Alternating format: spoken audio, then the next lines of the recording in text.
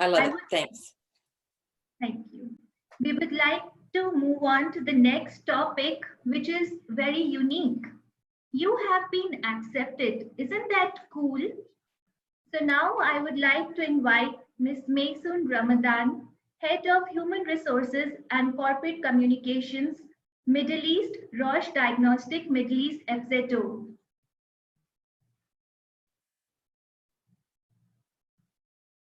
She would be talking on the topic, You Have Been Accepted. Isn't that cool?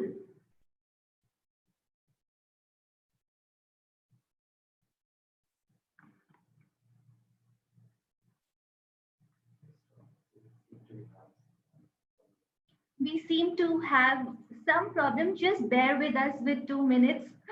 Since it is a virtual summit, we understand these technical problems crop up which are uncertain and unforeseen. So please bear with us for a minute. We will come up with Ms. Maysoun Ramadan right away. In the meanwhile, I have some questions which we would like to ask.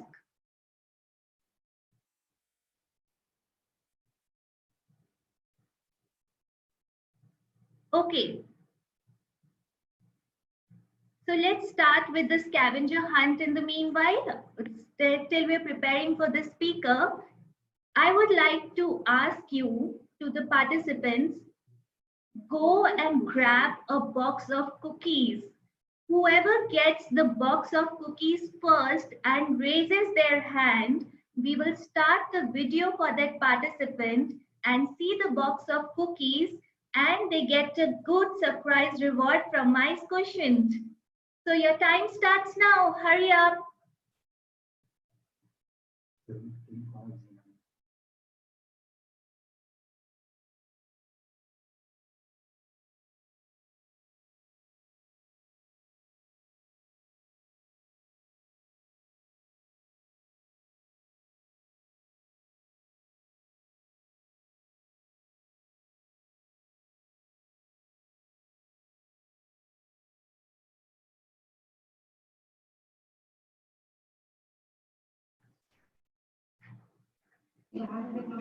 I think so. Let's see. Hello? Hello? Yes, Ms. Maysoun, we are able to hear you. Okay, good. It's working now? You can see me? Yes. Perfect. Perfect. Finally, it worked. I had some glitches going on. I totally understand. So who is the winner of the scavenger hunt? Anybody who...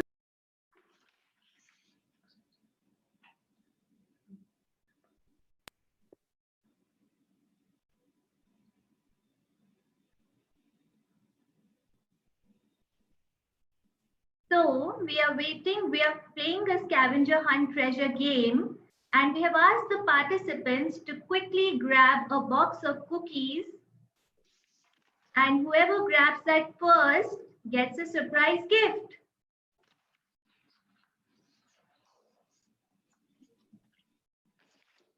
All right, so since Maysoun Ramadan is here, I give you more time to grab your box and we'll move forward.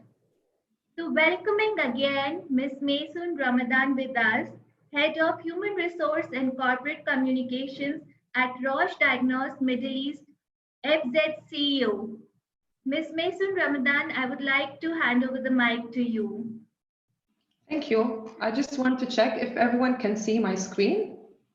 Yes, we can see your screen. Excellent. So thank you, Saloni, for this invitation and this, I would say, opportunity for us to connect for such a great purpose. Today, I will be taking you through a short journey of a few insights that I'd like to share with all of you. So I'm going to be talking about, I would say, an approach which I maybe am happy to reflect on, and it's called You've Been Accepted. Isn't it cool? Probably this is one of the happiest news anyone can ever receive, right? The joy of hearing that you have been accepted is marvelous, be it for an internship, new job, promotion, even if it's the answer when the partner finally needs to propose. Acceptance seems like a very short, simple word, yet what goes behind it is so deep. Today, through my own lens of leadership and the lens of an innovative organization like Roche, I would like to shed the light not only on acceptance, but largely and equally on inclusion, given the similar importance. That add a personal touch of what this cool, inclusive leadership is all about.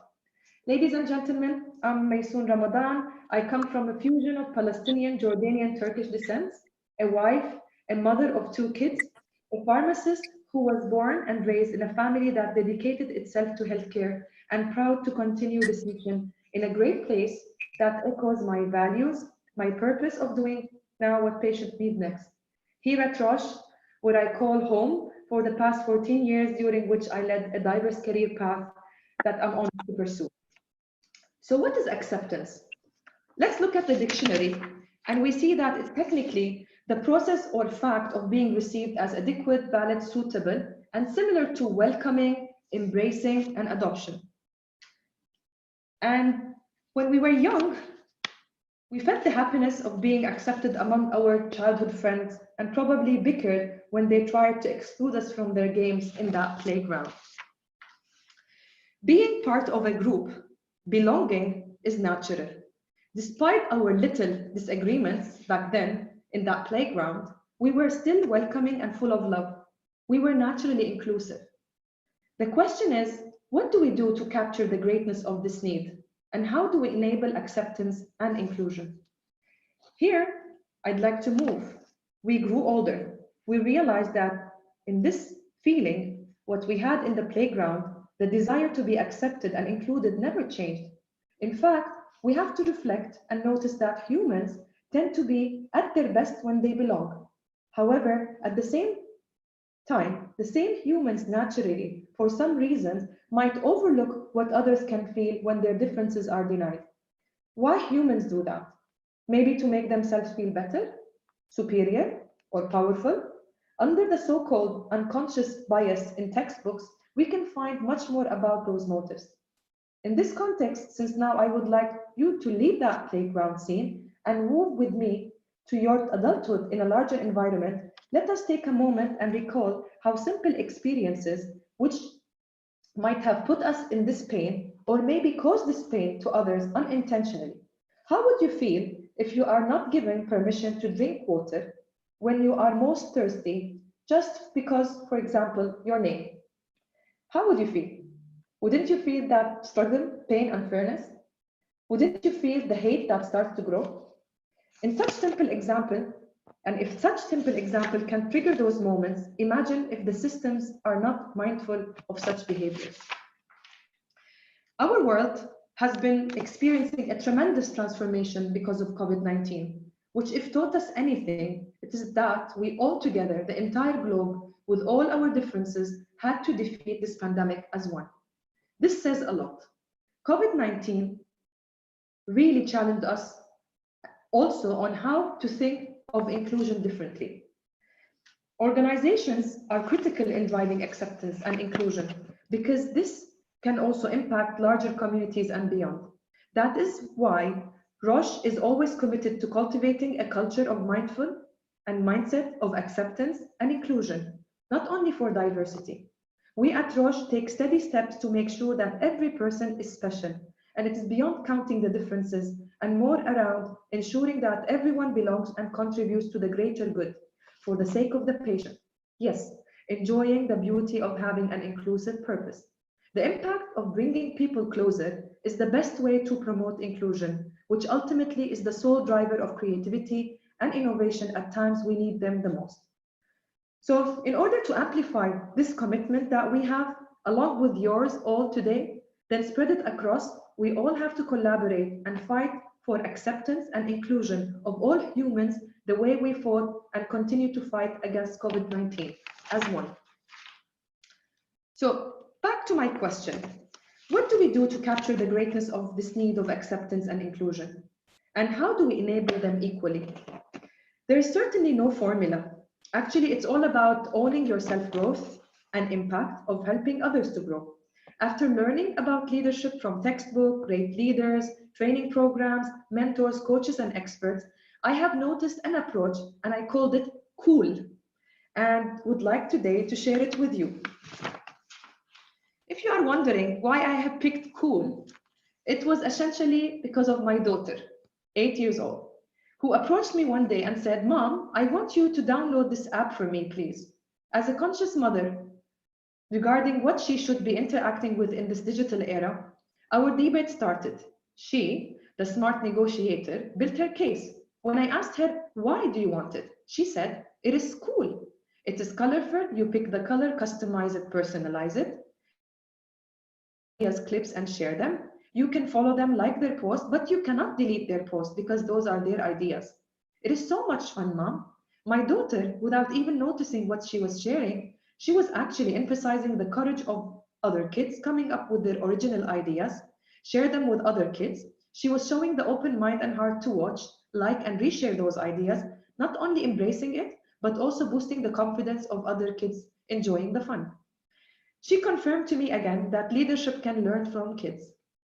And cool, apparently, is the new trend of defining a pleasant experience, which I hope, in the context of my inclusive leadership talk today, will be easily picked up and adopted by young generations too, in order to encourage them to embrace acceptance of all differences, cherish the great possibilities of inclusion. That's when I thought that you cannot be inclusive if you don't have the cool traits. So let's think, what are the cool traits? Let's look at those cool traits.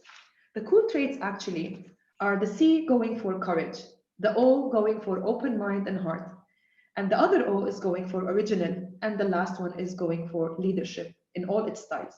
So let's have a look at those traits by analyzing each one of them. For the courage, being courageous in inclusion is illustrated through the willingness to explore and take risks in order to drive things forward. It is also very critical to remember that courage in inclusion begins by allowing ourselves to reflect on how we feel or behave in certain situations and what are the root causes of, of those feelings to better understand our own unconscious biases and not only commit to change ourselves, but also fight for this change and help others to do so. An inspirational change agent is Jane Elliott, an American diversity educator. She's a very powerful school teacher who became known for her blue eyes, brown eyes exercise. Jane promotes that there is one race in the race relations, which is human race. All are the same. The courage she had back in 1968 to address this matter through experimenting the notion on third graders was actually an interesting one. When one of the students asked her why would they shoot the king after Martin Luther King Jr. was assassinated, triggered Jane to ask the class how they feel to be a black boy or girl, then realized that it would be a challenge for the kids to understand discrimination unless they experience it. So she asked the class if they wished to explore, and they all agreed. That is when her courage kicked in, and she created an exercise on eye color rather than skin color. On the first day of the exercise, she designated the brown-eyed kids as superior, asked the blue-eyed group to wrap a collar around their necks to easily identify them, then gave the superior brown-eyed kids extra privileges, from access to gym, extra 5 minutes of certain activities, getting seated in the front, not allowing the blue-eyed kids to interact with the brown-eyed kids, and finally not even allowing them to drink from the same water source.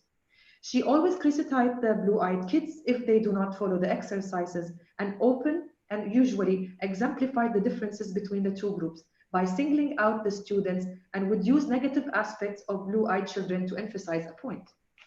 The following day, she switched the group. The experience was filled, and if you watch the reactions of those kids, the looks in their eyes, brown and blue, what happened in those 2 days was life-changing.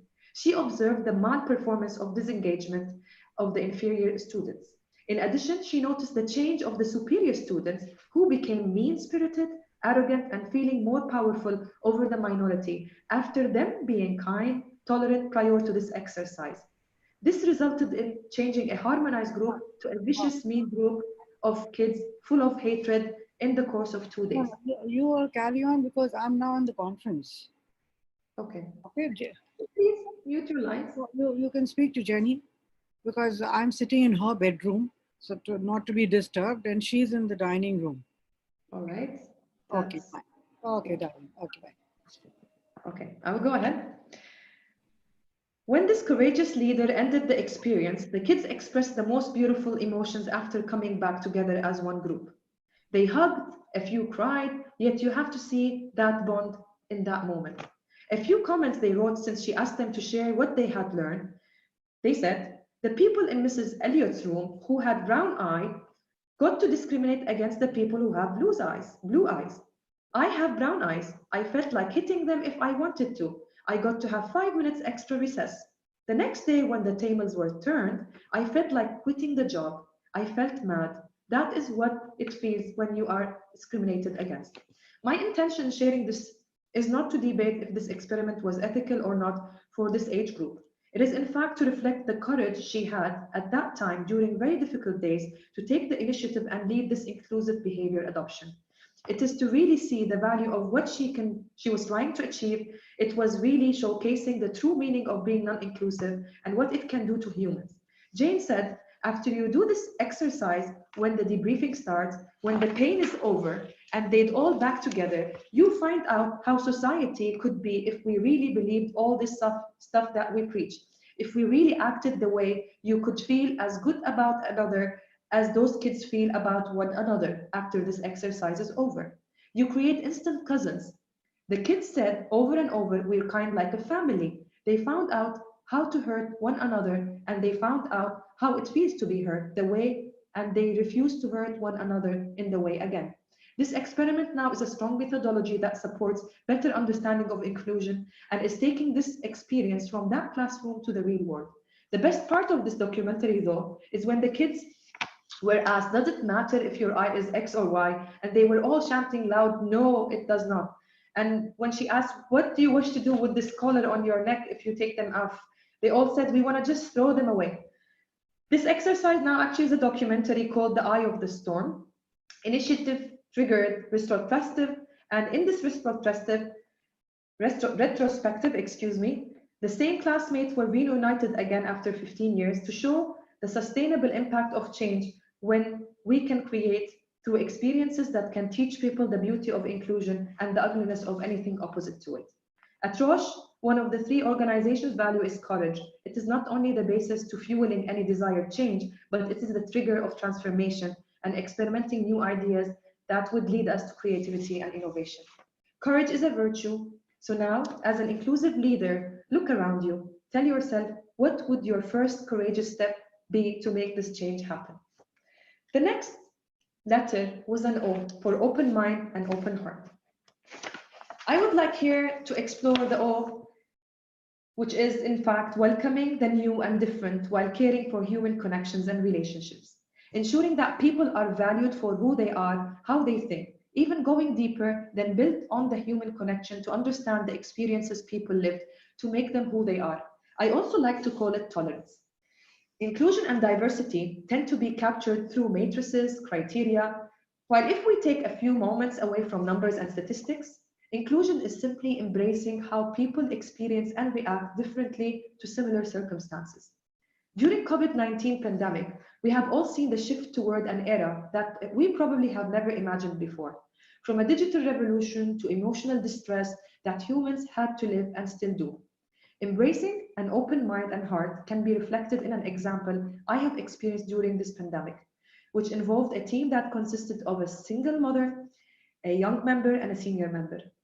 While the mother was struggling with the online school home learning and her duties as a mother on top of her job, a young member was undergoing the worst emotions of loneliness.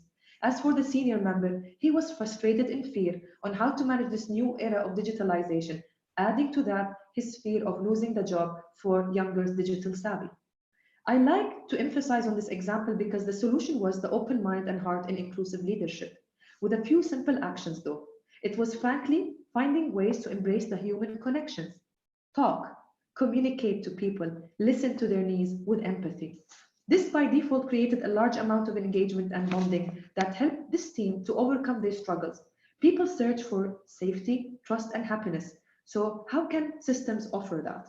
It is fundamental to consider those needs and address them through an open mind to unlearn what systems have learned for ages, such as suddenly shifting to new ways of working from home, virtual meetings, respecting the needs of parenting, working hours, or being very attentive with open heart to mindfulness and wellness needs during those unusual times. Keeping our bonds alive in an organization or even in communities, despite this physical distancing, which can create a level of detachment, requires a fusion of a welcoming mind and a caring heart. Now, I'd like to move to our second O, which is O for original. Here, I'd like to share with you, as you can see in the slide, original inclusive leadership has basically two dimensions, one for the inclusive leader and one for the people around them. In other words, it is what I would call authentic. As always said, be yourself. It is the outcome of the experiences which make you who you are as a result of your gender, cultural aspect, geography, generation, sector, specialization, background, interests, and belief, all combined. It is also showing the genuine true self when telling your story. It is at the same time leading through your heart and always having a mission to make this world a better place. The essence of being original is also how it makes you see others through their experiences, different perspectives or views and ideas. See them through their very own stories, respect every bit of them, and actually respect them as a whole. An insightful example for authenticity in inclusive leadership is Nick Vujicic, who actually showcases the beauty of being at peace with yourself and your own differences. Growing up for him was a challenge, yet he became a school captain, got a double degree, and set himself for a very successful job. Can you imagine the number of young kids with disabilities, and we call them people with determination, who are inspired by Nick? Or can you see the impact he continues to create among the adults who are sharing the same story? Or can we also think of the impact he creates on all of us? He indeed showcased his vulnerability with the pain he had to go through, yet success he achieved with pride but humility. Nick, a very original, authentic, inclusive leader, also resembles a great example of what humans can do if they are believed in. People tend to connect their own stories to others and try to find commonalities in their feelings rather than the exact experience. Nick has shifted our focus from his disability to his strength, perseverance, through his genuine story. He made us think wider about his achievements, values, and contribution to this world. Being authentic and original are traits that make people closer to each other, trusted and safe. Those are key steps that automatically help us accept each other for who we are, change our perspective, and respect each other for what we live for. What about the looks? Color, length, size, width? These are all added flavors that make us special. One more thing you cannot ignore about Nick is his smile and humor. It is authentic.